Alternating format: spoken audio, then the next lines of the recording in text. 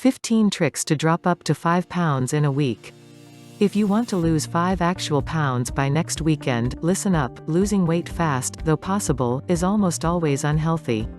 That's because aiming to lose 5 pounds in a week can set you up for binge eating and fluctuations that interfere with long-lasting results, which basically defeats the whole point, right? It's also super hard. For most people, it's very, very difficult to lose more than 1 to 2 pounds of body fat in a week, says Philadelphia-based weight loss physician Charlie Seltzer, MD. Instead, you're more likely to shed water weight before actual fat. And while a decrease in water weight translates to pounds lost, the change is temporary, says Elizabeth Mayer Davis, Ph.D., a registered dietitian and chair of the Department of Nutrition at the University of North Carolina at Chapel Hill. Even if you do meet your goal by Friday, it's nearly impossible to keep the weight off over the long term, says Dr. Seltzer. He explains that the intense calorie restriction required to lose that much fat would make you so hungry that you'd want to eat everything in sight, because survival. And since calorie restriction can slow your metabolism, per research published in the journal Obesity, your body will be less prepared to burn the foods you inevitably binge on, he adds. That could mean gaining more than you lost in the first place. Still, there are effective and healthy ways to kick off your weight loss, and, yes, it will take time. All without starving yourself, wasting money on sketchy supplements, or punishing your body with exercise. Instead, try a few of these safe, proven tips. And remember, you'll get the best, longest-lasting results from changes that don't leave you exhausted and dreaming of pizza. 1. Choose quality over quantity. If you expend more calories than you take in, you should lose weight, says Alicia Romano, Rhode, LDN, a clinical registered dietitian at the Francis Stern Nutrition Center at Tufts Medical Center in Boston, Massachusetts. But you don't want to be so hyper-focused on calories that you skip out on a wholesome diet, she says. If you focus on the quality of food, there's a good chance you'll eat more nutrient-dense options that leave you satiated, says Lauren Sullivan, a registered dietitian with Cleveland Clinic's Center for Human Nutrition. 2. Track your diet. First, remember that no food is inherently good or bad, Dr. Seltzer says. And if the idea of jotting down everything you eat in a day makes you feel guilty or anxious, just skip this entirely. That said, people who track what they eat tend to be more successful in losing weight because it raises awareness about what they're noshing on, says Dr. Mayer Davis. In fact, a series of studies published in the Journal of Personalized Medicine suggest that those using apps to monitor their diet and activity were more likely to experience an increase in weight loss. Obviously, these apps, you know the ones, aren't going to work if you don't input everything you eat, says Dr. Mayer Davis. You've gotta be consistent and honest about what you consume. 3. Focus on plants. A 20-year study of more than 100,000 people, published in the American Journal of Clinical Nutrition, researchers found those who ate more whole grains instead of refined grains, incorporated more fruits and veggies than sweets, and preferred tea and coffee to sweetened drinks and juices, gained less weight long-term. In another, small-ish study of more than 1,000 people, published in the Journal of General Internal Medicine, researchers found those following vegetarian and vegan diets, rich in whole grains, fruits, produce, nuts, and legumes, lost more weight than dieters on other plans, even the low-carb Atkins diet, over the same time span.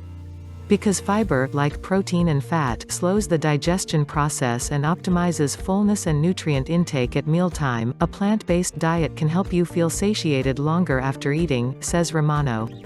4. Opt for low glycemic carbs. A food's glycemic index (GI) refers to how quickly sugar from food enters the bloodstream and how slowly the food is digested.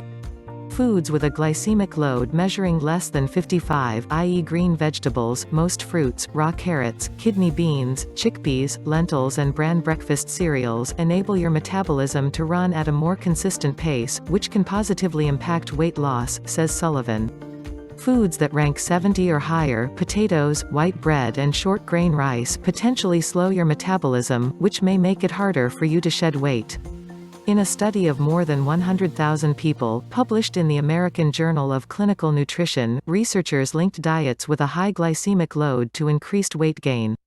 5. Make super small food swaps. The best way to support sustainable weight loss is to incorporate small changes into existing habits, according to the European Journal of Obesity. So instead of giving up your daily BLT bagels in favor of an egg white wrap, try ordering your sandwich on an English muffin. Or say you eat a snack bar every afternoon, swap your 300-calorie bar for a 150-calorie alternative. When we commit to small food swaps, we actually adapt new behaviors, says Romano. 6. Don't skip meals.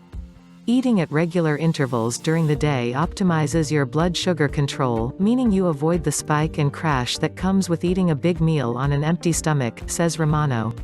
When you avoid eating when you're hungry, you're welcoming hunger pains, food cravings and drowsiness, all of which can lead to snacking on foods high in fat and sugar.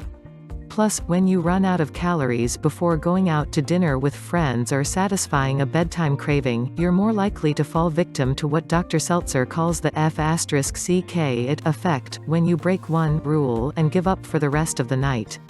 7. Get your protein from lean food sources.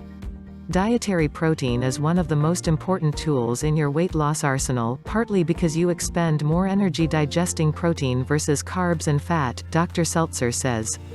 But it's often packaged with naturally occurring fats that amp up the calories of each serving. It's why, according to the Harvard School of Public Health, leaner protein sources like chicken breast, white fish, and low-fat dairy have fewer calories than alternatives like bacon and burgers. Greek yogurt, cheese, and cottage cheese also make smart choices. 8. Pair protein with sweets. When you combine a carbohydrate like toast with protein and/or healthy fats, peanut butter, it slows digestion, which makes you feel fuller than you would eating the carb alone, Sullivan says. Next time you're craving sugar, pair some dark chocolate with nut butter and call it a day. 9. Opt for higher fiber carbs. Like protein, fiber slows the rate at which your body plows through carb calories so you feel full for longer and maintain steadier blood sugar levels, one reason why research consistently links fiber intake to weight loss. That means fibrous whole grain bread tends to be a better choice than white bread, and also explains why fruits, which contain fiber and valuable vitamins in addition to sugar, beat straight-up candy every time. 10. Drink more water. Skimp on fluids, and your body will release an antidiuretic hormone that leads to water retention that could affect the scale, Dr. Seltzer says. While this sneaky effect is one reason why the scale is a poor measure of body mass loss, you can outsmart it by drinking more, particularly if you fill your glass with water or non-calorie alternatives like unsweetened coffee and tea. 11. Imbibe just a little bit less. Booze delivers 7 calories per gram, more than carbs and protein, 4 calories per gram, without filling you up or delivering essential nutrients. And because it chips away at your inhibitions, it makes those French fries at the bar look way better, and that late-night pizza stop a go. In other words, drinking makes you more likely to eat sh*t, Dr. Seltzer says, referring to drunk foods. At the same time, he stops short of asking patients to quit alcohol cold turkey to lose weight. Plus, research suggests you don't have to, as long as your intake is moderate, i.e., less than about a drink a day.